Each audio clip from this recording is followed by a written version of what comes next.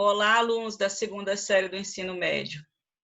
Hoje nós vamos iniciar o estudo sobre a estrutura e organização social, que vai ser o tema que nós vamos estudar agora no segundo bimestre. Vou mostrar para vocês aqui do livro, o capítulo 8 do nosso livro Sociologia Hoje. Vai ser isso que a gente vai ver. Aqui, ó, capítulo 8, ele tem o título, né? Classe e estratificação social. Nós vamos ver aqui como que os autores clássicos da sociologia, quais são os clássicos da sociologia? Emile Durkheim, Karl Marx e Max Weber. Como que cada um explicou a questão da divisão social, né, que existe na sociedade capitalista. Que a gente percebe que a sociedade capitalista ela é baseada na desigualdade, né, de classes. Tem as diversas classes sociais, ou chamada estratificação social, que é a divisão em diferentes grupos, né? Isso é uma marca da sociedade capitalista, das sociedades contemporâneas que a gente vive. Então, vamos começar pelo Emile Durkheim, que foi o sociólogo, né, fundador da sociologia. Aí ele vai analisar a divisão da sociedade.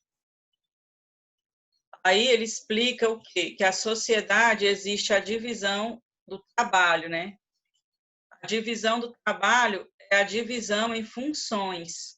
Cada grupo social vai desempenhar uma função na sociedade. Aí ele fala, as instituições, né? Por exemplo, o Estado, a igreja, a escola, cada um desempenha uma função. Porque o Emile Durkheim ele falava assim que a sociedade ela é igual um organismo. É um organismo social, né? Como se fosse um organismo vivo. É um organismo, ele não tem os órgãos, que cada um faz uma função, só que eles são interdependentes, né? Um não funciona sem o outro. E aí, todos os órgãos juntos, cada um desempenhando sua função, vão fazer aquele organismo funcionar. Então, ele falava que assim é a sociedade. Esses órgãos, para eles, são as instituições sociais.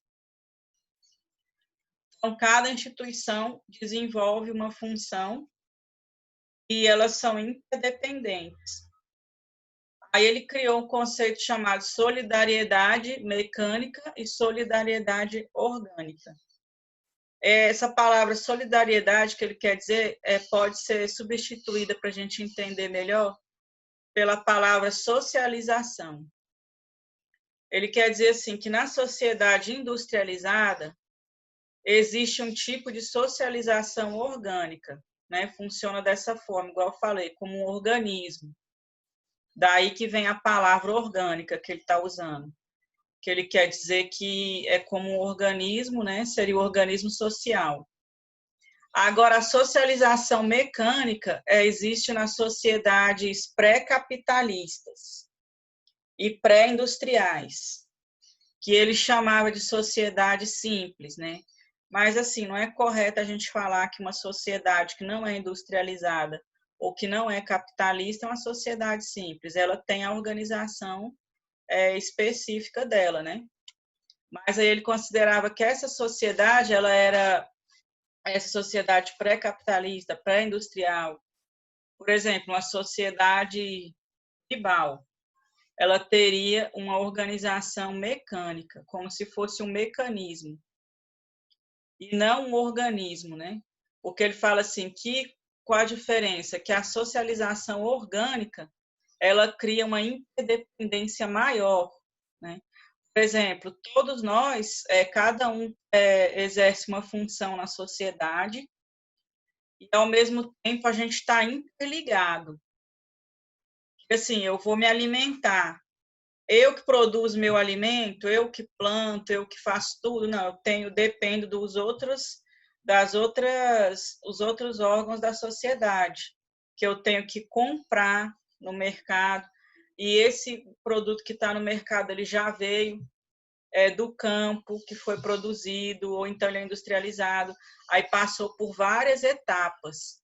Então, tudo que a gente vai fazer na sociedade industrializada, a gente depende um dos outros. Isso que ele quer dizer.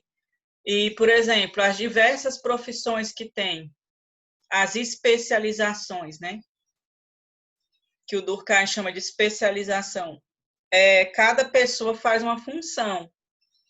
Eu sou professora, mas se eu tiver um problema de saúde, eu tenho que procurar o profissional certo.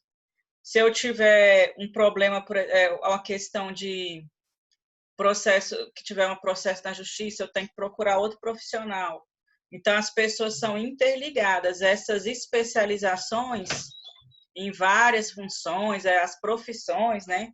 A formação profissional é como se fosse assim, cada um numa área. E aí as pessoas dependem uma das outras, né? Porque aí ela tem que recorrer aos outros para poder resolver as coisas, né? Por exemplo, as roupas que a gente usa, a gente que produz a nossa própria roupa, a gente que costura, que faz, não. Você tem que depender da produção industrial têxtil, né, para poder adquirir suas roupas, né? E aí na sociedade capitalista, como que você vai adquirir? Você tem que trabalhar para você ser remunerado, receber o salário, poder comprar. Então, tudo assim está interligado. Ele quer dizer assim, que nessa sociedade industrializada, está todo mundo interligado e interdependente. Todos dependem um dos outros. Só que essa análise dele, ele não vai falar muito da questão da desigualdade, né? Como outros autores vão falar, como Karl Marx e o Max Weber. Porque, por exemplo, Karl Marx, ele trabalha com o conceito mais de classes sociais mesmo, né? E na época que ele escreveu, no século XIX, ele classificou duas classes sociais, proletariado e burguesia. Aí ele classificou nessas duas grandes classes que formava a desigualdade na sociedade daquela época. Quem era a burguesia? Eram os donos de indústria, os banqueiros, comerciantes, que tinham, ele tinha chamado meios de produção. O que é o meio de produção para Karl Marx? Se ele tem uma empresa, ele tem as máquinas para produzir mercadoria, tudo isso é um chamado meio de produção. E a classe proletária era a classe trabalhadora ou a classe operária, que eram os trabalhadores. Essa classe, ela não tem meio de produção, ela só vende a força de trabalho dela e, em troca, ela recebe o quê? O salário. Então, é a classe que vive do salário. Ela não tem como gerar lucro e aumentar o capital dela, porque ela não tem os meios de produção, ela só vende a força de trabalho. Agora, a classe capitalista, a burguesia, que ele chamava burguesia, eles têm o meio de produção. Quando eles estão produzindo, por exemplo, se o cara tinha uma indústria automobilística de carro, ele vai ter lucro, porque ele gasta ali para produzir, ele paga os funcionários, mas sempre sobra um lucro para ele, que o Karl Marx chama de mais-valia. E esse lucro vai fazer ele dobrar o capital dele, vai acumular capital, ele vai aumentando a renda dele, aí ele vai abrir, ele tem uma fábrica, ele abre outra, aí já começa a ganhar o dobro do que ele ganhava, e vai aumentando, aumentando.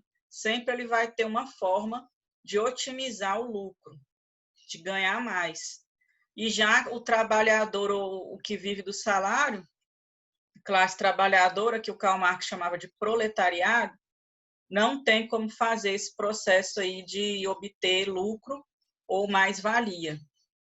Por isso que ele fala que a classe capitalista, burguesia, explora a classe trabalhadora e enriquece através dessa exploração. Aumenta a renda dele, o capital, através da exploração da classe trabalhadora. Esse tema é bastante complexo, né? Por enquanto, eu vou parar por aqui, porque a nossa aulinha é curtinha. E na próxima aula a gente vai estudar isso melhor. Que aí eu vou falar direitinho o conceito de classes sociais do Karl Marx, tá? Por enquanto, eu só dei uma introdução. Eu vou explicar para vocês por que esse nome burguesia, por que esse nome proletariado que ele deu, né? E se a gente for pensar, nossa sociedade, ainda existe na nossa sociedade hoje, né? A classe, a burguesia e o proletariado?